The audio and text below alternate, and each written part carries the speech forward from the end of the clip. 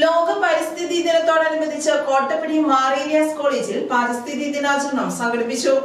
National service scheme, forestry club, Bhoomithra സേന എന്നിവയുടെ സംയുക്ത ആഭിമുഖ്യത്തിൽ പരിസ്ഥിതി ദിനാചരണം സംഘടിപ്പിച്ചു.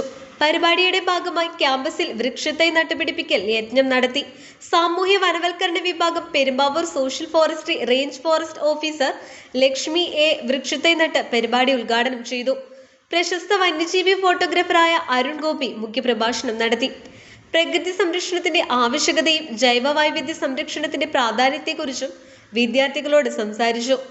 ബോർഡ് ഓഫ് മാനേജ്മെന്റ് പ്രസിഡന്റ് റവറൽ father Jose Parathuvayalil, principal doctor Joseph T Moolayil, manager Sunil Joseph, deputy range forest officer Dilshad M, vice principal Jincy P Mathews, IQSC coordinator Tindus Kariya, staff secretary Sreekala C, NSS programme ഓഫീസർമാരായ Lijo T George, Sumi S, forestry club faculty coordinator Rekha Maria Biju, Bhoomithrasena faculty coordinator Parvathy S, അധ്യാപകർ, NSS വോളണ്ടിയർമാർ, വിദ്യാർത്ഥികൾ എന്നിവർ പരിപാടിയിൽ പങ്കെടുത്തു.